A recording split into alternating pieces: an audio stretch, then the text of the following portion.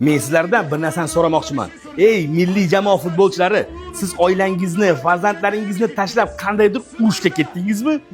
Yoki askarlarimiz kabi chegarada navbatchilik qilyapsizlarmi? Oyiga 50 ming, 60 ming, 70 ming dollar ishlab topasizlar.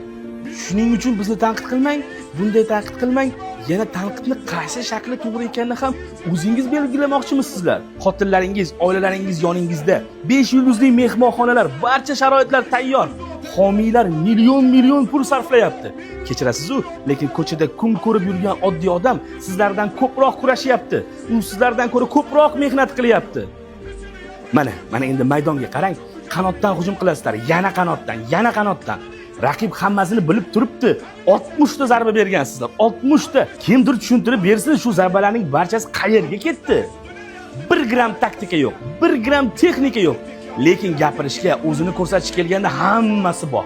Uyat bo'lsin.